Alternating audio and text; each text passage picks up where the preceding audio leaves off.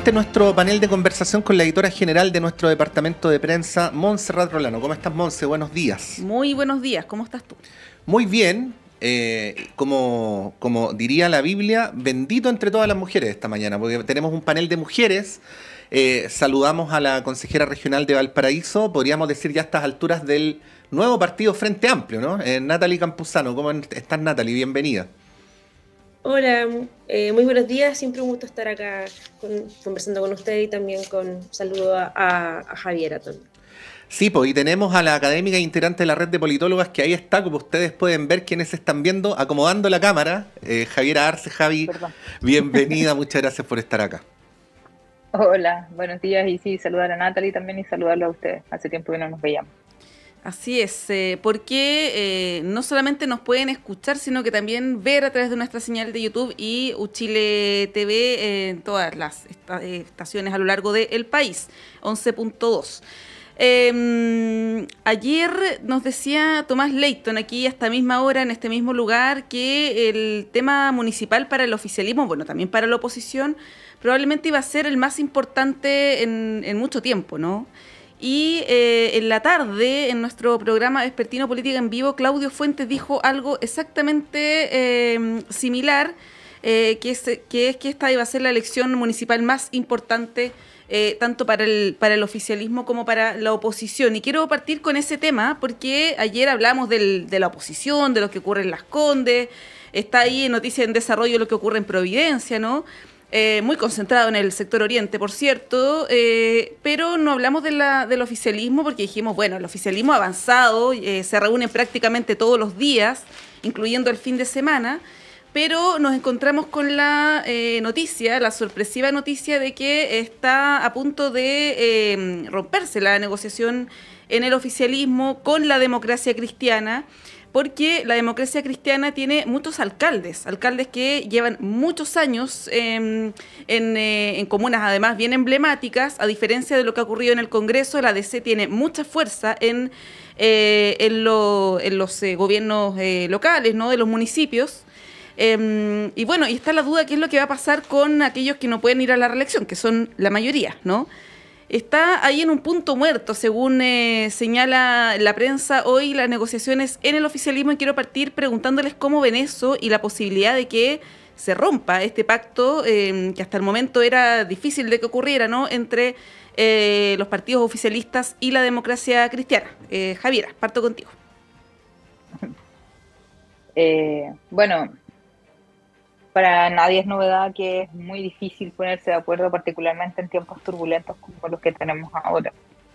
Ya lo vimos en el Congreso, lo vamos a ver la próxima semana en el show pobre de la Cámara de Diputados, donde claramente van a quedarse a cargo de la mesa de la Cámara finalmente la oposición, al igual que el Senado.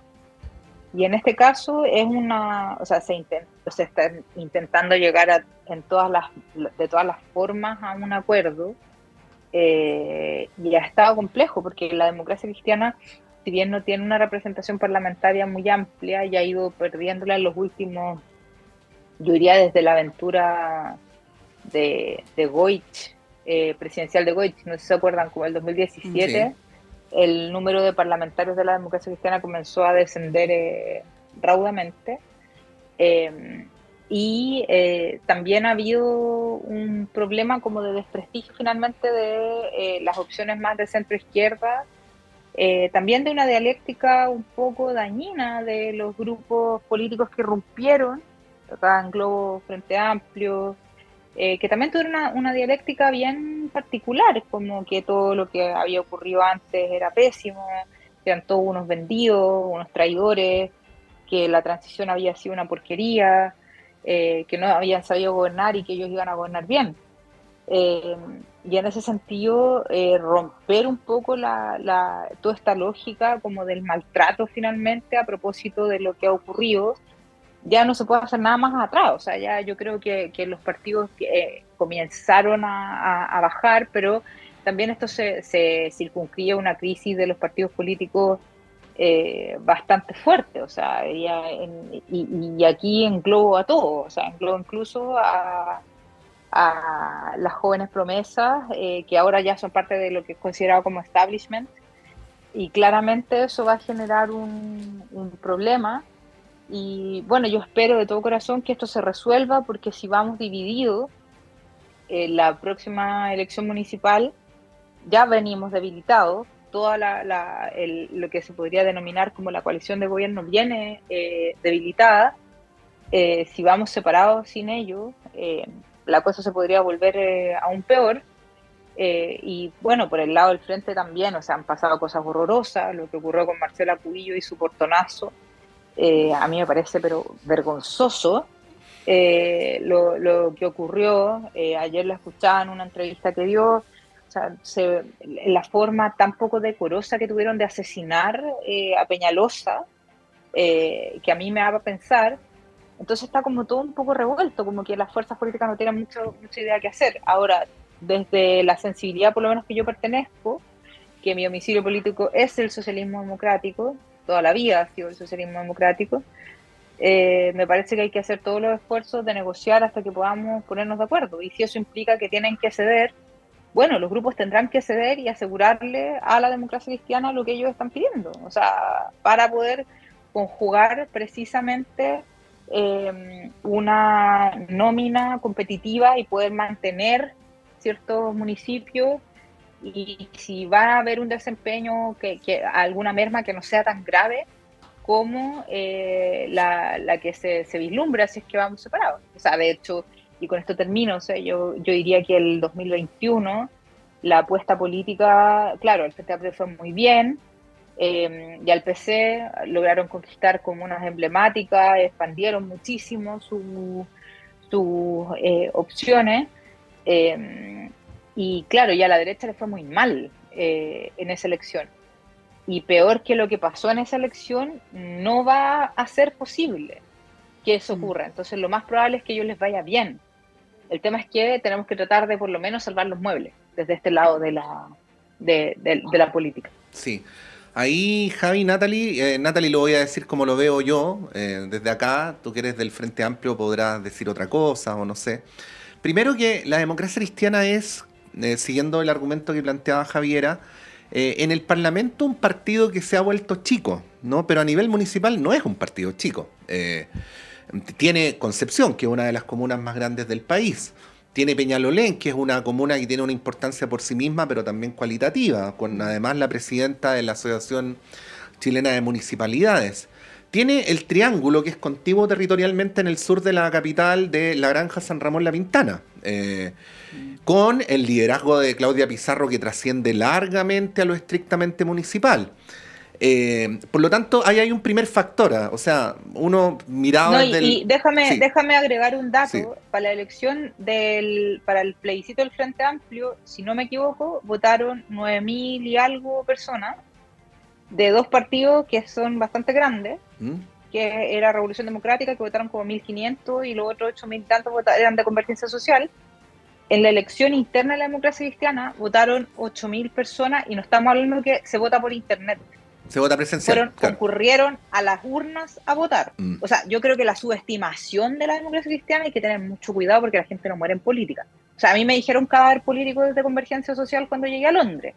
Entonces, como que también hay que tener ciertos niveles de prudencia en esos términos políticos, de dar por muerto a personas que tienen ciertos niveles de trabajo político durante, no sé, más de 60 años, sí, que es un partido bastante más viejo, la democracia cristiana. Sí, y lo segundo que quería decir, primero esto, ¿no? De que mi impresión de que a nivel municipal la DC no es un partido chico. Segundo, desde el punto de vista cualitativo, ¿no? O sea, el relato de la unidad de los sectores progresistas para enfrentar a la derecha es un relato que solo es posible si es que está la democracia cristiana, ¿no? Porque si no está la democracia cristiana, es el oficialismo tal cual lo conocemos hasta ahora. Por lo tanto, no hay una novedad de carácter político electoral, ¿no? Bueno, por esas dos razones es probable que, como invoca Javiera, lo que la democracia cristiana quiere es que se le respeten los cupos que actualmente tiene, porque ese parece ser el corazón del problema, ¿no? O sea, hay alcaldes de C que ya cumplieron sus periodos y lo que la DC está pidiendo es que le respeten el cupo y hay... Al menos el 60%, claro, según la fórmula claro. de Undurraga. Y al menos la senadora Bodanovich decía hace pocos días que lo más importante no era respetar los cupos, sino elegir al mejor candidato. Bueno, ¿cómo ves esa disyuntiva, Natalie? Sí, gracias. Mira, primero quiero decir que estamos a 9 de abril. Ya tener una mesa al 9 de abril, es decir, a un día antes del cierre del proceso de negociación, y por tanto la inscripción de las primarias, creo un avance, ¿no? Yo no lo veo algo negativo, de hecho yo creo que es parte del dilema de la discusión en las negociaciones. No veo nada fuera de lo normal en esa discusión de negociación, es más, creo, y la veo con sus diferencias, la veo positivamente, entendiendo que el arco que se está tratando de unificar y apostar es bastante diverso, ¿no? Diverso en lo sustantivo, como también en este caso en la forma también de visionar las correlaciones de fuerza. Por tanto, no me parece negativo lo que hemos visto hasta hoy en el oficialismo. También indicar que yo creo que todos los partidos están haciendo los esfuerzos, ¿no? Y como bien decía Javiera, yo en eso sí coincido con ella, que todos tienen diferentes historias y distintas posiciones por a dónde se posicionaron en este momento. Es decir, algunos con más trayectoria, otros con menos trayectorias, pero que sí han tenido la capacidad de disputar y llegar a ser gobierno, como el Frente Amplio en este momento, y también, por ejemplo, la Democracia Cristiana, que efectivamente tiene una historia y una trayectoria que es indudable.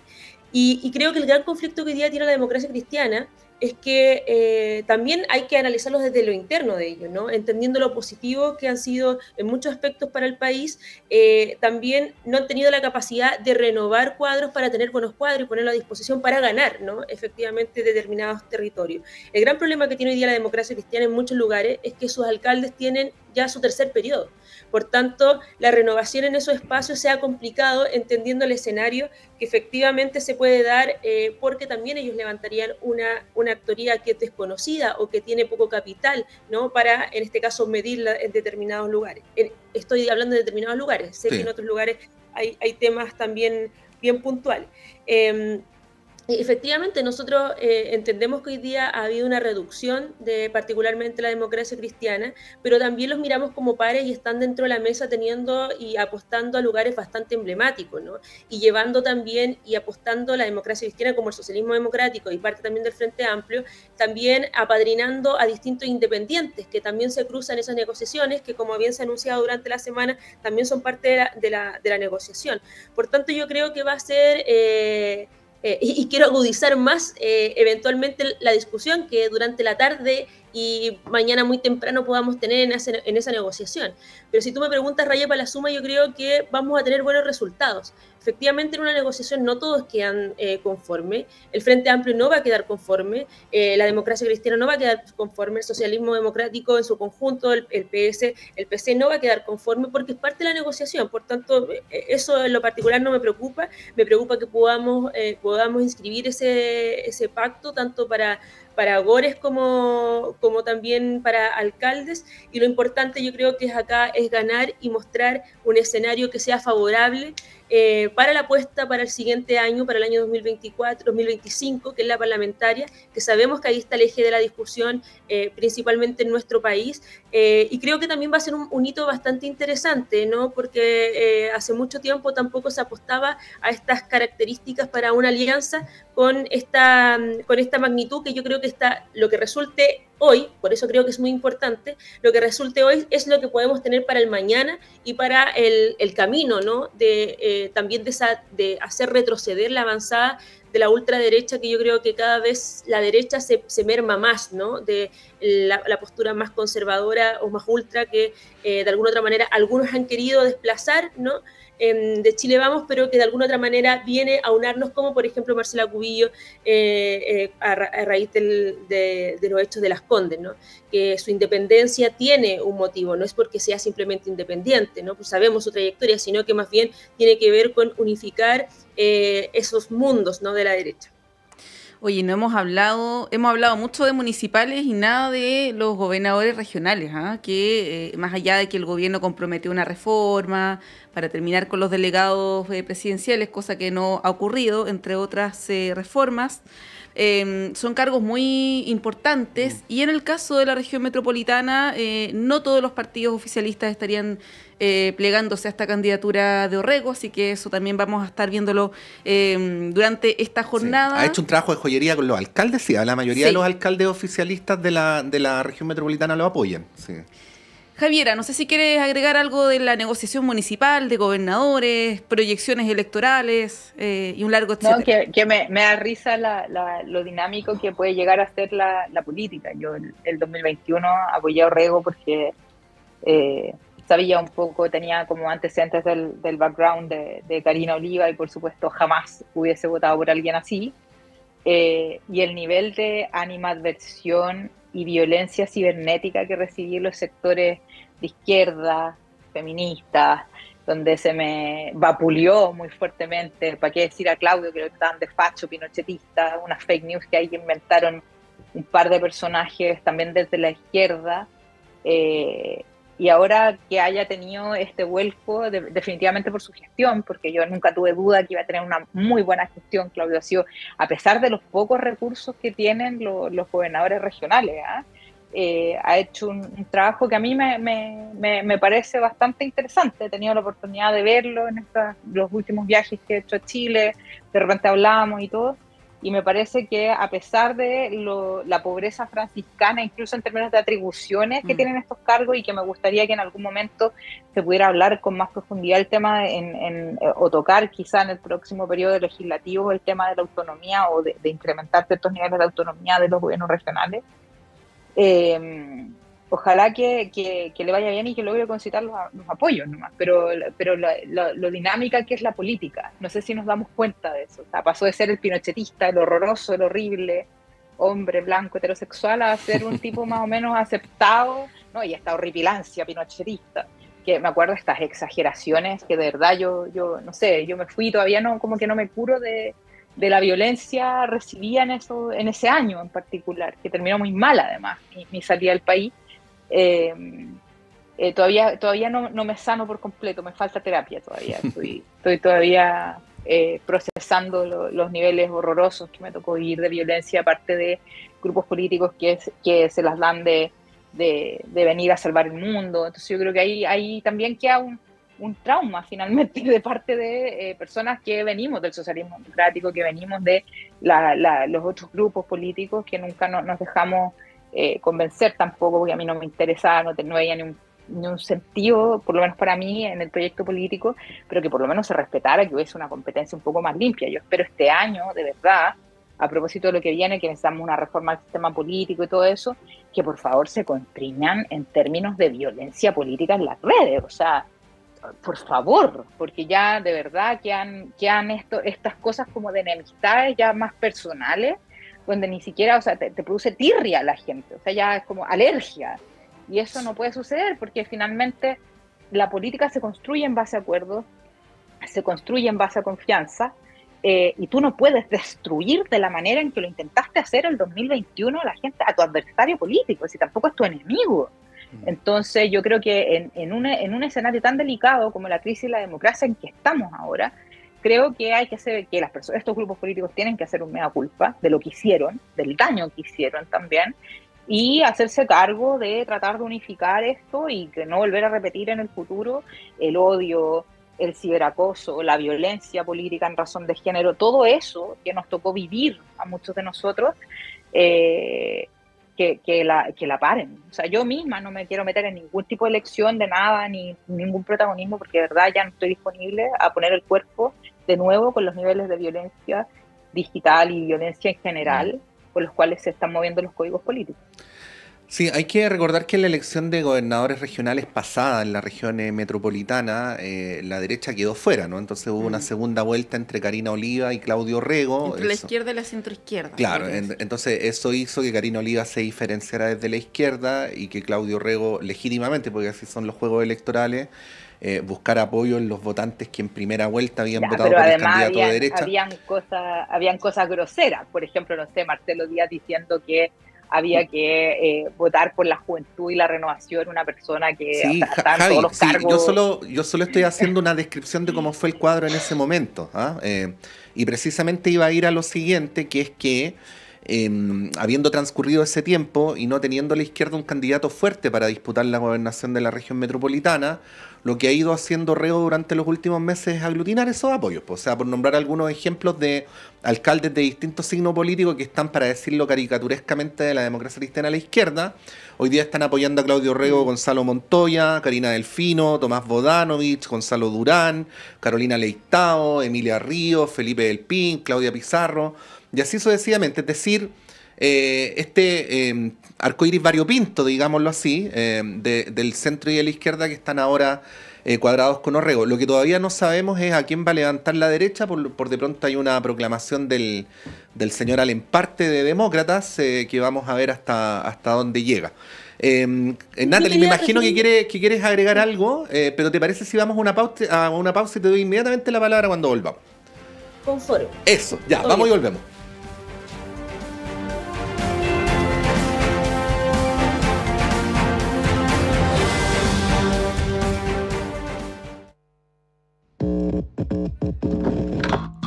Sala Máster de Radio Universidad de Chile presenta jueves 25 de abril a las 19:30 horas al Grupo Nacional de Quirusa. Esta banda pionera de la escena musical chilena regresa a este escenario en un concierto acústico y de fina selección. Con más de 3 décadas de trayectoria, compartiendo ritmos como el soul, hip hop, funk, new jack swing, reggae, rap, rock, fusión latinoamericana y world beat, esta agrupación se presenta en Sala Máster con un repertorio desenchufado y plagado de grandes éxitos. Los dejamos invitados a disfrutar, descubrir y compartir los sonidos y colores musicales de una de las bandas imprescindibles de nuestro país.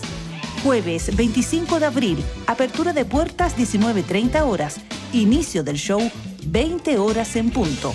Entradas disponibles en Portal Disc y más información en nuestro Instagram @salamastercl.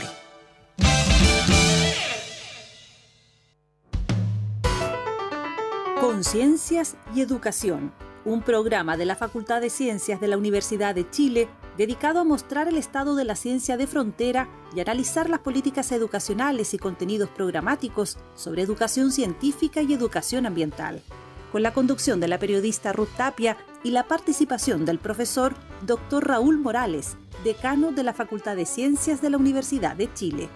Conciencias y Educación, un programa para una ciudadanía más demandada en los avances científicos, tecnológicos y ambientales. Todos los viernes a las 12 horas en el 102.5 FM y radio.uchile.cl.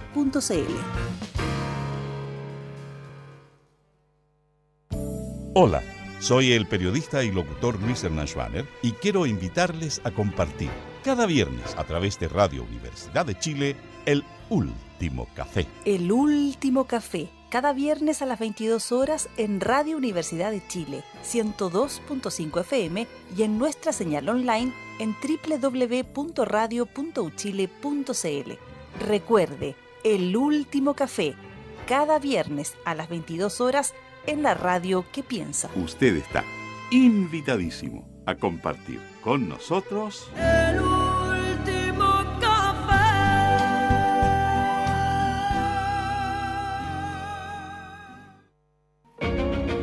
No te pierdas Debate Social, el programa de conversación y debate que analiza la realidad nacional, especialmente en el ámbito social. Conducido por Luis Mesina. Viernes 16 horas en Radio Universidad de Chile, 102.5 FM o visita radio.uchile.cl para participar en una discusión enriquecedora los viernes a las 16 horas. Acompáñanos y sé parte del diálogo que marca la diferencia.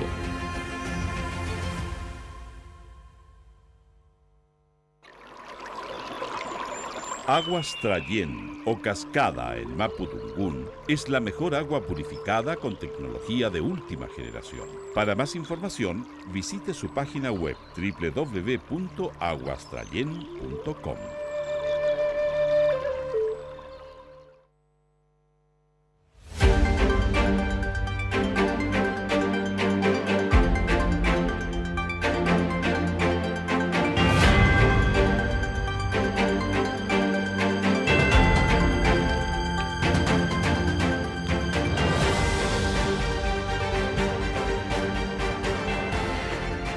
9:04. Bueno, lo comprometido es deuda, pero no solamente eso, sino que no me cabía ninguna duda que Natalie iba a querer hablar de lo que estábamos conversando. Así que la palabra es toda tuya, Natalie Campuzano. Sí, no, me quiero ir más a los sustantivos y que decir que en el caso de los gobernadores regionales es una elección bastante interesante en todas sus magnitudes. Primero porque es una antesala territorial a lo que puede ser el escenario de las proyecciones senatoriales en los determinados territorios. En segundo lugar, creo que también el diseño que se pueda dar con las alcaldías depende mucho también el resultado de cómo se pueda dar, en este caso, la figura del gobernador regional, o sea, de quién gana, y por eso no me parece para nada curioso, sino que más bien entiendo que podría haber un diseño por ahí, cómo se puede entender esta diversidad de alcaldes que apoyarían Orrego, ¿no? Y eso tiene que ver con un diseño de por medio que me imagino que se está proyectando para poder en la región metropolitana ganar una gran cantidad de alcaldes, como también en este caso la figura del gobernador o gobernador regional, que, bueno, en este caso gobernador que se apueste.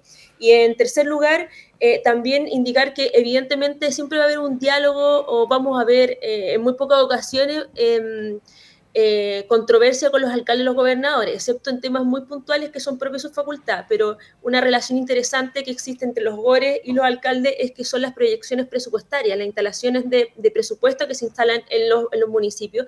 Por tanto, ahí también con ese presupuesto los alcaldes cortan mucha cinta, ¿no? En este momento. Y creo que ahí también se puede responder por qué se da este pragmatismo, y yo creo que sin duda la política requiere de reflexiones, tanto de todos los actores políticos, de cómo se han desplazado y también asumir las culpas, ¿no? Yo creo que la reflexión requiere sacar buenos resultados y también las culpas para saber por qué hoy día tanto el mundo progresista como la izquierda tenemos una avanzada importante de la derecha y no tenemos una arremetida o un proyecto consolidado en su conjunto para poder en este caso también hacer los alcances y el debate requerido que en este caso tenemos que tener para poder avanzar, ¿no? Para poder desplegarnos, porque efectivamente el año 2019 sí hubo una erupción por parte de la sociedad que cuestionó, ¿no? El actual modelo, y que tiene que ver ese actual modelo también por todas las acciones que realizó distintos actores políticos que hoy día son parte de esta alianza, y por otro lado, actores como el Frente Amplio también tenían un rol de cuestionamiento político, ¿no?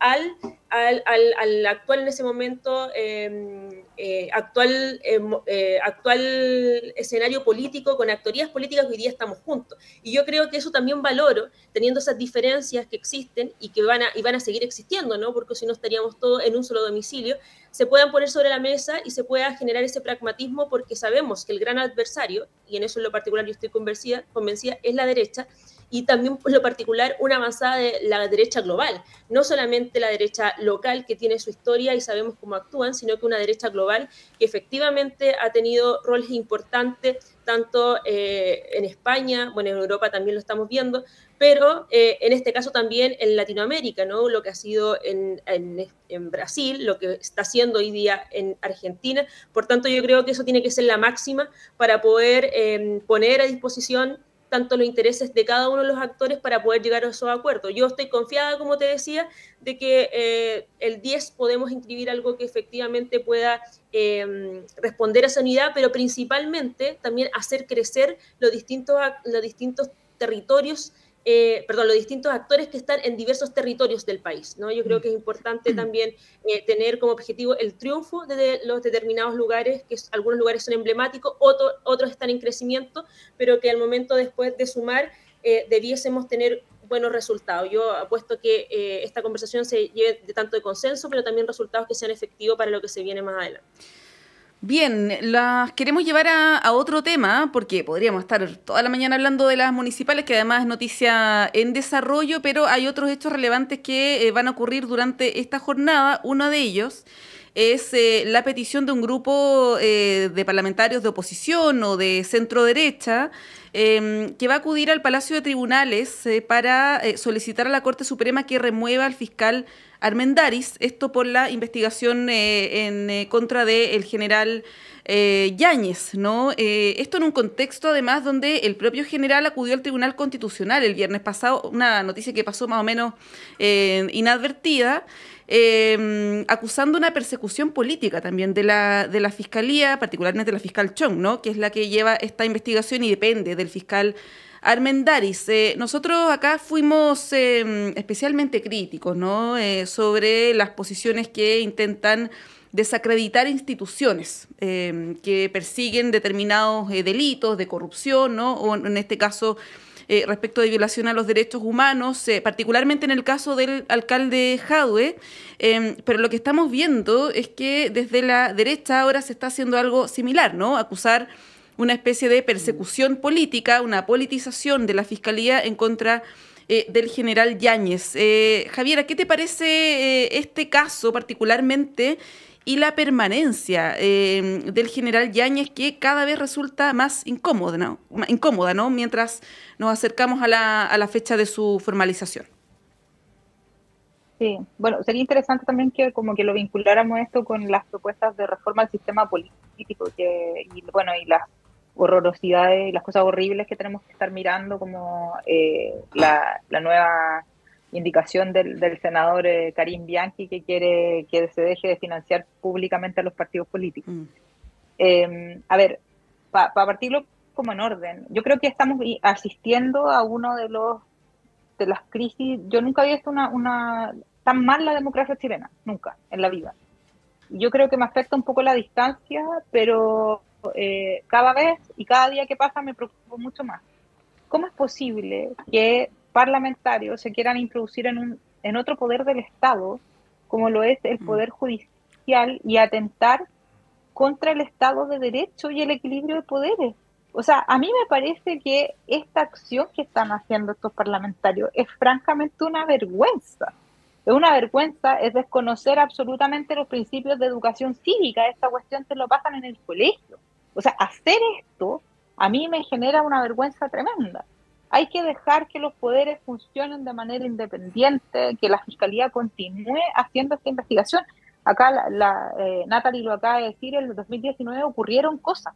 No podemos hacernos los imbéciles de mirar hacia el lado y todo dejarlo en el nombre del octubrismo y empezar a tratar de manera peyorativa. Acá hubo gente que murió, hubo gente mutilada, hubo violación a los derechos humanos, si bien no fue sistemática, pero sí hubo episodios de violación a los derechos humanos. Y eso, hay responsables que tienen que pagar por eso. Ahora, respecto de cuándo no convicciones tengan quienes están en el gobierno y quienes tengan que tomar estas decisiones, yo creo que ya el general Yáñez se está transformando en un problema para el gobierno. Y como cualquier persona que ya se transforma en un problema para el gobierno, me parecería a mí, si yo fuera un problema para el gobierno, debería renunciar o tomar un distancia de lo que está ocurriendo. Entonces, acá hay a propósito del criterio TOA y a propósito de todo lo que hemos estado conversando. O sea, el tema de Yáñez es re complejo, o sea, no es cuestión fácil, pero estamos en una crisis tanto de seguridad como también del mismo sistema político que cada vez tiene más problemas para hacer tramitar las normas, que los parlamentarios se agarran de cualquier estupidez o de cualquier tema para salir con una cantidad de estupideces en la esfera pública, haciendo este tipo de shows que no tienen ni un sentido de lo político. Entonces, acá yo no sé cómo vamos a hacerlo. Yo creo que estamos en un problema muy grave, porque por una parte, ya las cosas todo lo que se plantea de la reforma al mismo sistema político para evitar precisamente tener este tipo de gente que tiene esta creatividad tan mal puesta, estamos teniendo espacios de muy mala discusión política de las normas. Y esa es la misión de los parlamentarios, no ir a poner querella o apoyos no, la labor del parlamentario es estar haciendo leyes, y no los veo haciendo leyes. Ese es mi problema. Y cada vez está todo más estancado. Las propuestas que hemos dado, y esto también me va a tomar un minuto para explicar esto. el otro día estaba mirando un seminario que hubo el viernes, creo, en la Universidad Andrés Bello, donde se generaron algunas propuestas sobre sistema político. Y a mí me parece el colmo, porque, claro, estamos además sometidos a las medidas más populistas y estúpidas que se les pueden salir de la cabeza a algunas personas. Pero ahora pensar en reducir el número de parlamentarios con la cantidad demográfica que tenemos, con la cantidad de población, me parece absurdo. Querer volver al sistema binominal, porque esa es la dialéctica que tiene la derecha. Incluso es peor, quieren hacer el Fair Past the Post, que es el sistema de distritos uninominales, como los que tienen en Inglaterra, los que tienen en Estados Unidos. Eso me parece que constriña aún más los problemas de representación que estamos teniendo. El problema principal que tenemos es de eficiencia del sistema, pero también de representación. Los partidos políticos que tenemos son malos y no representan a nadie. Tenemos problemas de discolaje, de personalismo, y ese tipo de propuestas lo único que ayudan es a desprestigiar aún más la política y a no avanzar y hacernos cargo de los problemas de fondo. Entonces acá, ¿qué es lo que quiero decir? Y con esto termino. Que a mí me parece que no deberían estar haciendo ese show de ir a pedir que destituyan a Armendari, y eso me parece el colmo. No es para nada ninguna función del Poder Legislativo hacer ese tipo de cosas. Creo que hay que dejar que las instituciones funcionen. ¿Por qué? Porque mientras más vulneramos la independencia de los poderes del Estado, más deteriorada va a estar la democracia. Y ellos no se están haciendo cargo de eso, sino por el contrario, son parte de la crisis y están agudizando aún más la crisis. Sí, bueno, al alcalde Jadwe se le criticó, pero para ser bien justos, el Partido Comunista no ha objetado a la investigación. De hecho, aquí Bárbara Figueroa fue bien categórica, y de hecho ha trascendido que el partido le habría pedido al alcalde que se concentre en su estricta defensa judicial y no en ataques políticos, en interpretaciones de carácter político respecto al tema. Lo que va a ocurrir hoy día con todos estos parlamentarios de la UDI, de RN, de Amarillos, de Demócratas, del Partido Republicano, y quiero agregar al diputado Jaime Araya del PPD, o sea, hay un diputado oficialista aquí, se suma a lo que ocurrió cuando el general Yáñez fue formalizado. Natalie, no sé si tú te acuerdas, pero hubo algunas directivas de partidos políticos que lo fueron a visitar para expresarle su solidaridad. Recuerdo vívidamente a Demócratas, ahí los senadores Rincón y Walker, también un grupo de parlamentarios del socialismo democrático, ahí recuerdo a Araya y Leiva, por lo menos, que estaban los dos ahí haciéndolo. Y uno se pregunta, a propósito de la mirada pesimista que tiene Javiera viéndolo desde afuera, si cuando nosotros hacemos el relato de nuestro sistema democrático como un relato según el cual existe una división de los poderes del Estado y un respeto por el funcionamiento de las instituciones, si eso es tan así, porque a lo que estoy contando, que es una evidente presión sobre la acción de la justicia, al menos para mí, no sé cómo lo ves tú, Natalie, se agrega otro tema de fondo que hemos venido planteando en los últimos días, que son todos los mecanismos de nombramiento. O sea, hay una serie de mecanismos de nombramientos de instituciones de la República que dependen mucho del teje-maneje del sistema político, ¿no? Entonces, cuando alguien quiere llegar a un cargo, ¿con qué nivel de independencia se puede manejar? Y a veces ocurre lo contrario, lo que le conviene es jugar políticamente para que finalmente el cupo sea de él. Bueno, ¿cómo ves esta situación? Comparto, yo diría, en su gran mayoría el análisis que hace Javiera. Yo veo una carencia de altura de mira para resguardar los intereses democráticos del país, y eso, cuando lo digo en términos sencillos, que tenemos parlamentarios poco serios. ¿No? Tenemos parlamentarios poco serios, parlamentarios que no asumen su rol, tanto en su investidura propia de sus facultades. Todo vale para salir en la tele, todo vale para salir en la prensa, y creo que el todo vale, eso merma, ¿no? Merma las relaciones políticas que se dan en nuestro país, y sobre todo institucionales, cuestión que nuestro país sabe perfectamente, y a raíz de la historia, lo que significa tener una relación, por ejemplo, o una posición vinculante con las Fuerzas Armadas y de Orden, ¿no? Lo sabe perfectamente nuestro país, y me parece incluso indolente de algunos actores que tengan gestos o acciones que efectivamente merman esa división de los poderes. Pero no solamente lo veo con lo del general Yáñez, que ahí me parece comparto en su totalidad la expresión de decir que ya es un problema, cuando es un problema hay que poner atajo a ese problema, sino que también lo que ha pasado con el tema de la ISAPRE. Recordar que tuvimos un fallo con la ISAPRE y luego casi tuvimos una condonación, una posición casi de condonación por parte del legislativo. Entonces, y después lo vemos con otras actorías, ¿no? A través de fiscalía, etcétera, etcétera. Y creo que más allá de entender la norma, que el espíritu de la norma actual tiene la intención de la división de los poderes como uno de los principios, no solamente de nuestro país, sino que recogiendo como principio histórico, sino que también el actuar de nuestras actorías políticas. Y yo creo que eso tiene que ver con la construcción y la carencia de construcción partidaria. Vemos lo que hace particularmente todos, ¿no? En todas partes se cuecen habas, pero particularmente las acciones que hace el Partido de la Gente, lo que hace en este caso republicano, lo que hace demócrata, ¿no? Donde pareciera ser que todo es cancha y no resguardan los intereses mayores de la democracia o de la república, si queremos ponerlo desde esa altura de mira. Por tanto, creo que el gran deber que tenemos los partidos políticos que hoy día están consolidados seriamente y los que quieren seguir consolidándose, como los partidos nuevos, tienen el deber de formar cuadros, ¿no? De tener formación de cuadros y a la vez también que esos cuadros sean los mejores que entren al Parlamento u otros lugares. Porque pareciera ser que hoy la política se ha convertido en mucho Reels, mucho TikTok, ¿no? Que es parte y hay que utilizar esos medios de comunicación, pero no tiene que ser lo principal, ¿no? Lo principal tiene que estar en la institución donde representan, a quienes representan, ¿no?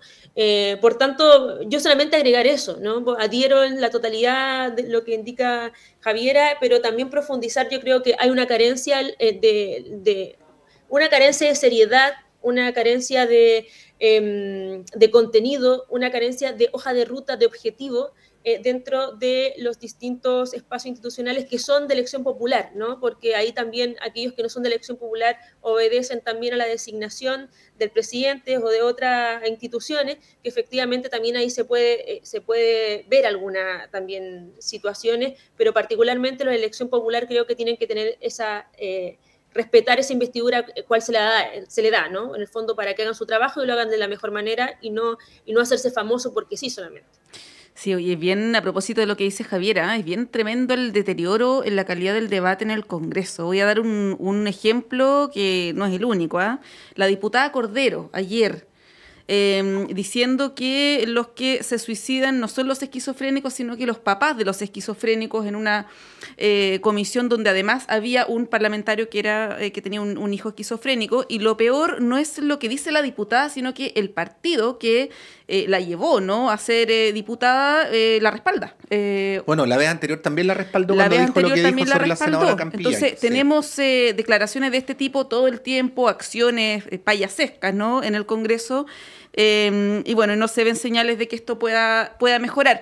Nos quedan algunos minutos y las quiero llevar, ya que están acá presentes las dos almas del gobierno, por decirlo así, o del oficialismo, a un tema que de alguna manera se vincula. Uno de ellos, la fusión del Frente Amplio. Ayer hubo un hito ante el CERVEL respecto de eso, y por otro lado el manifiesto del socialismo democrático, que ha sido discutido arduamente en las últimas horas.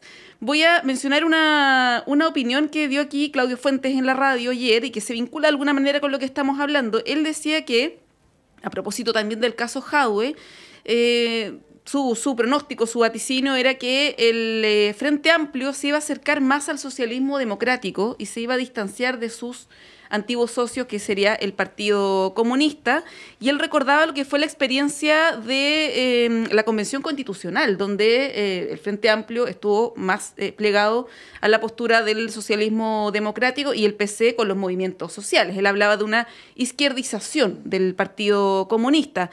Les pregunto respecto de estos lineamientos estratégicos, no tanto del Frente Amplio como del socialismo democrático, si ustedes ven también una posibilidad de convergencia en estos dos mundos, o si ven que las alianzas podrían estar por otro lado. ¿Cómo lo ves ahí, Javiera?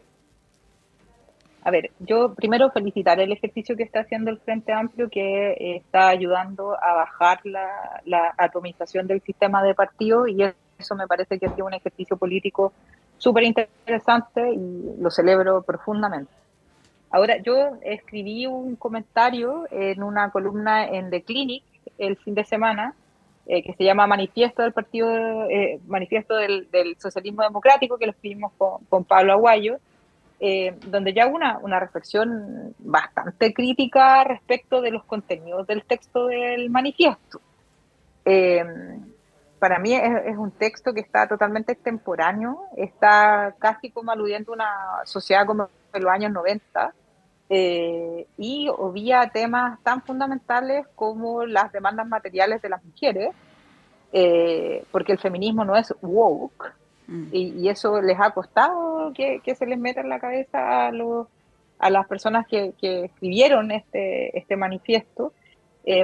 Y hemos tenido algunas conversaciones con algunos ya líderes también del socialismo democrático, con personas ya de más edad con las cuales me he estado relacionando en el último tiempo por causa de mi tesis de doctorado. Y a mí me parece que hay que ajustar algunas cosas, que una de las cosas fundamentales, creo yo, dentro del texto que faltó, fue hablar sobre la democracia y el rol del deterioro de los partidos. El Partido Socialista, particularmente, y los partidos del socialismo democrático, y eso le está ocurriendo también al Frente Amplio y al PC, son partidos que no se pueden concebir si no están en el poder ejecutivo. O sea, eso es un problema gravísimo para la acción política. Si nosotros dentro de los partidos no somos capaces de cuestionar ese tipo de comportamientos, de esa no frontera, estamos muy mal. ¿Por qué? Porque se van a empezar a trasladar comportamientos pragmáticos respecto a la mantención del poder y la supervivencia del mismo, solamente para tener acceso a recursos y a trabajos. O sea, claramente hay un problema de diseño ahí y de falta de ideas de pensar a largo plazo. A largo plazo en el sentido de cómo vamos a pensar un Chile, por ejemplo, que requiere ciudades resilientes, porque estamos hasta el cuello con los incendios, ahí Natalie lo ha tocado padecer el tema en la quinta región, pero no hay ni una política de planificación de ciudades, y hasta ahora, y van a disculpar, pero la gestión del desastre que hubo en Viña del Mar y que después la ministra Toro diga que, ay, sí, estamos un poco atrasados con la reconstrucción y se les haya metido por el lado el narco a entregar media agua, ahí tenemos un problema de Estado. Ese problema institucional es lo que deberíamos estar pensando, reformas al Estado, reformas sustantivas al Estado. De qué manera vamos avanzando hacia que el Estado se ponga más presente, de analizar los problemas sociales, el problema de la pobreza dimensional, multidimensional. Todos esos problemas no están cubiertos por ese manifiesto del socialismo democrático. Yo no sé si para el Frente Amplio le habrá gustado o no. Winter dijo que se sentía bien con el texto. Yo, que vengo de esa línea política, diría que no me siento para nada a gusto con ese texto.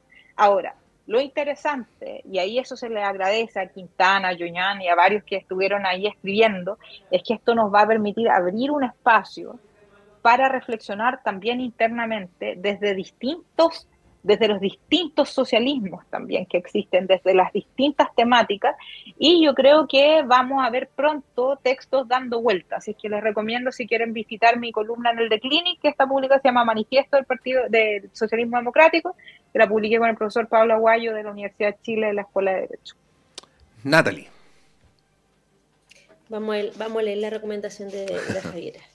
Oye, yo creo que los esfuerzos que se están dando desde lo que está sucediendo en este momento para buscar la unidad, también buscando y generando este tipo de documentos, discusiones, son completamente valorables. Y no solamente porque hoy día nos queda cerca las elecciones, particularmente las municipales, sino que yo creo que urgentemente todo el mundo progresista y progresista en términos globales, y particularmente latinoamericanos, tenemos que buscar una forma de volver a conectar, ¿no? Es de conocimiento que existe un desapego del pueblo, de los pueblos, ¿no? A las posturas, a las iniciativas, a las ideas, a la forma que de alguna otra manera se ha entendido por los progresismos, ¿no? Lo hemos visto a través de la salida del peronismo, ¿no? En Argentina, lo hemos visto también a través del PT en Brasil, ¿no? Lo hemos visto en Chile a raíz de lo que de alguna otra manera la gente también en su momento votó constantemente la concertación, también la crítica que se le hace a este gobierno, ¿no?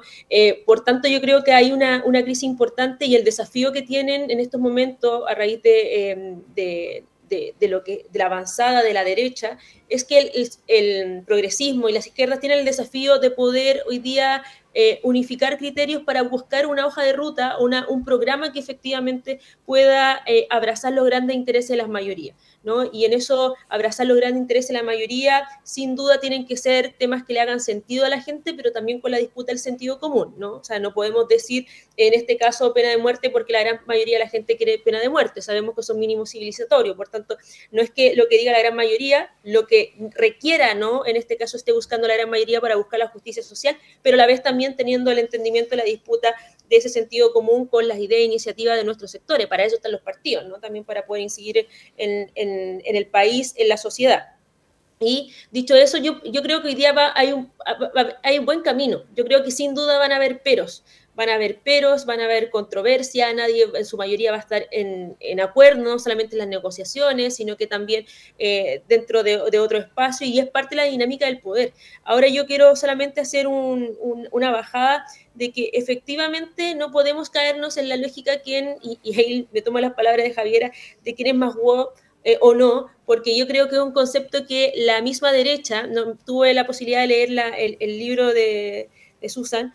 Es súper bueno el libro, yo lo tengo acá. Bueno, lo leí y me parece interesante, me parece muy interesante porque efectivamente lo que hace es hacer una crítica, ¿no? a estos sectores de por medio que efectivamente se anichan en una determinada posición y no hablan del universalismo, ¿no? En la totalidad de esas mayorías que queremos decir. Y por tanto yo creo que lo que ha hecho este gobierno no son características que son woke, ¿no? Sino que, por ejemplo, habla del sueldo mínimo, el copago cero, 40 horas, vivienda, royalty y sin duda la ley Papito Corazón. Y creo que esa tiene que ser la línea que efectivamente se debe complementar con lo que efectivamente vamos tejiendo para más adelante, y creo que el desafío es ganar las presidenciales. Yo creo que en un momento tenemos que sacar de vista el objetivo de ganar las presidenciales, y eso tiene que ser con todas las características que durante el camino se van a ir dando, que tiene que ver con unidad, que tiene que ver con una hoja de ruta clara, que tiene que ver con una disputa del poder claro hacia la derecha, no solamente decir no a los militares, sino cuál es la propuesta que tenemos a no los militares, ¿no? Porque sabemos que hay una pugna fuerte en materia de seguridad,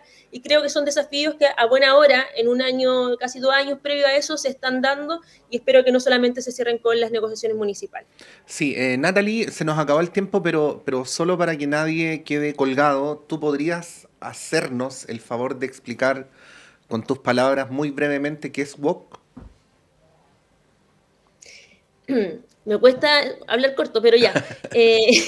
En definitiva, lo que se instala desde la lógica son aquellos grupos que de alguna otra manera están en la izquierda, que tienen solamente una bandera, ¿no? Que tienen y se anichan en determinados temas, y los otros temas no son relevantes. Entonces todos los temas son relevantes y al final no se llega a ningún punto de consenso, ¿no?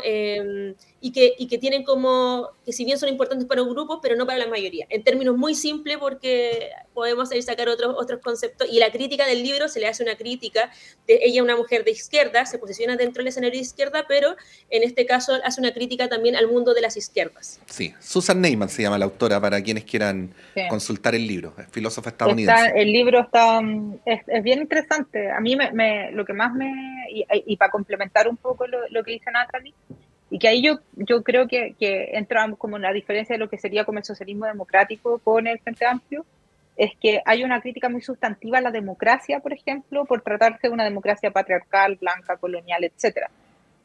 Con todos estos apellidos, y que por lo tanto nos olvidamos desde la izquierda, o desde la izquierda woke se olvidaron de defender la democracia porque sí, y se abre, y esa es la crítica principal de Neiman, que a mí me encanta, o sea, yo lo encontré pero fascinante, de que finalmente estamos criticando la democracia, pero estamos abriendo tanto espacio para que a quienes no les gusta la democracia, como las personas de la extrema derecha, como, no sé, el Partido Republicano, que son bien enemigos de la democracia, se toman de nuestros argumentos, de los argumentos de esta izquierda llamada woke, para poder decir, bueno, entonces no tengamos democracia.